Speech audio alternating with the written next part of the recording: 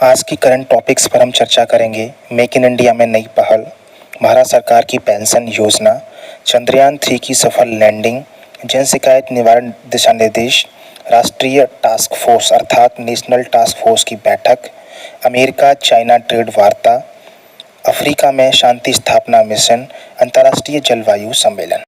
Make in India में नई पहल। भारत सरकार ने आत्मनिर्भरता को बढ़ाने के लिए मेक इन इंडिया के तहत 12 नए रक्षा उत्पाद की घोषणा की है। यह कदम देश की सुरक्षा को मजबूत करेगा और रक्षा उत्पादन में आत्मनिर्भरता की दिशा में महत्वपूर्ण साबित होगा। भारत सरकार की पेंशन योजना।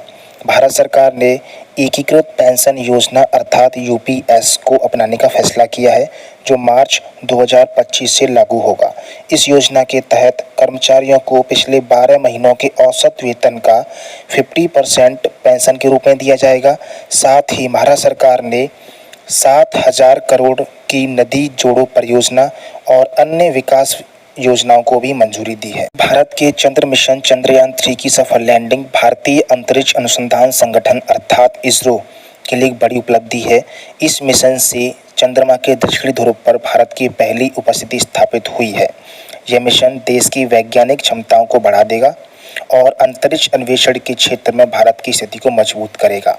भारत सरकार ने जन शिकायतों के निवारण के लिए एक गाइडलाइंस जारी की है। यह कदम सरकारी योजनाओं की ट्रांसपेरेंसी को और जवाबदेहिता को बढ़ाने की दिशा में एक महत्वपूर्ण प्रयास है। इन गाइडलाइंस का उद्देश्य जनता की शिकायतों का त्वरित और प्रभावी समाधान सुनिश्चित करना है। नेशनल टास्क फोर्स की बैठक 27 अगस्त 2024 को सुप्रीम कोर्ट के द्वारा चिकित्सा पेशेवरों की सुरक्षा और कार्य स्थिति को बेहतर बनाने के लिए एक नेशनल टास्क फोर्स की बैठक आयोजित की गई है।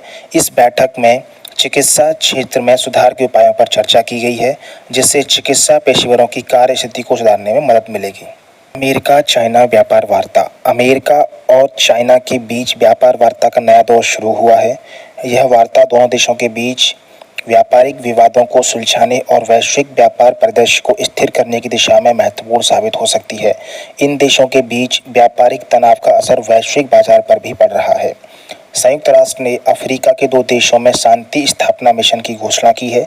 इस मिशन का उद्देश्य संघर्ष कर रहे क्षेत्रों में स्थायी शांति स्थापित करना है और नागरिकों की सुरक्षा को सुनिश्चित करना है। अफ्रीकी देशों में चल रहे संघर्षों के कारण हजारों लोग प्रभावित हुए हैं और यह मिशन उनकी सुरक्षा और स्थिरता के लिए महत्वपूर्ण है।